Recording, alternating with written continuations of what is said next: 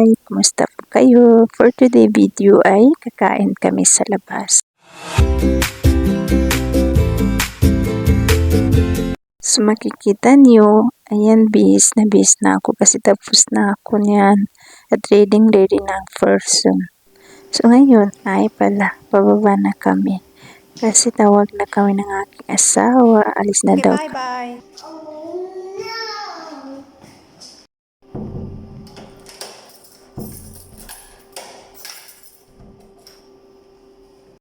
Bago kami punta sa aming pupuntahan na restaurant, ay dumaan muna kami dito sa may shop na nagtitinda ng ilaw. At nakita ko itong dalawang bata na para sila sa mga dumaan na motor. At walang may maghinto. At may isang busilak ang puso na naghinto siya at doon nakasakay yung dalawang bata. Kasi maraming dumadaan, walang nagpasakay sa kanila. At nadaanan namin itong parang festa guys, kasi may mga Ferris wheel, iba't ibang palaruan. At sabi sa akin ng aking asawa ay makukuha daw doon ay idodonate nila sa gasa. At ayan nga, dumaan kami dito sa My Petrol para magdagdag ng gasolina guys, kasi medyo malayo pa dito konti yung aming pupuntahan na restaurant. At ayun nga, pagkatapos namin mag-petrol, mag-tubil, ay umalis na rin kami kaagad kasi nga medyo malayo-layo pa konti. Pagkatapos ng ilang minuto ay dumating na rin kami. At dito po kami kakain guys sa Cebu Food. Sarap po talaga yung pagkain dito, lalo na yung rice nila. Dati nakabili kami dito nung di pa tapos ito, pero take out lang kasi malayo ito, hindi sila nagde-deliver pag malayo.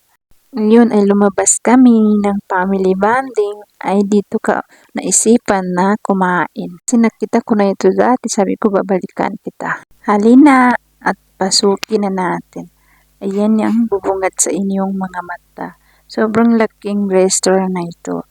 At dito sa hagdan may mga bulaklak. Ang ganda ng mga bulaklak nila na mga decoration guys. Ayan naman yung makita nyo sa loob guys. At agad-agad naman kaming sinalubong ng kanilang staff na akyat daw kami. Sabi ng lalaki doon daw kami sa taas kasi doon yung may bakante. Puno na kasi yung nasa baba. At pagpasok namin sa taas, ayan yung makikita nyo. Ang daming mga flower pero plastic, parang ugali mo. Finally, dito na kami sa loob guys. At yan po yung menu nila guys. Makikita nyo yung mga pagkain ng restaurant na ito. So, ayan guys. Pili na kami guys kung ano ba yung kakainin namin. Dalawa kami ni Mr. Winigyan ng menu. Pagkatapos namin kumain ay ayan. Nagbibideo na ang person. At yan po guys. Sobrang laking restaurant na to guys. Sa kanila lang lahat.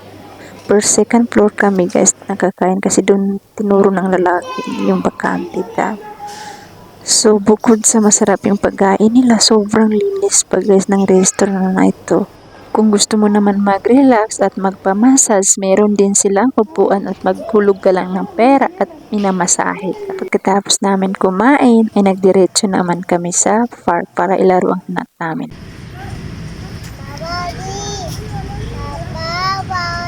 Hala, may pa-Sharon pang person.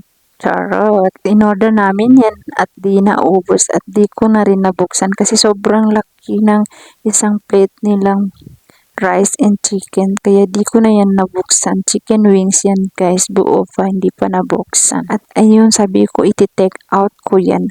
At yung order namin sa aming anak na chips ay di rin niya naubos. Kaya yun, tinake out ko na rin. Sayang naman, binayaran namin. O diba? Kaya huwag tayong magsayang ng pagkain. Binayaran natin yan. Hanggang dito lang. Ala, peace.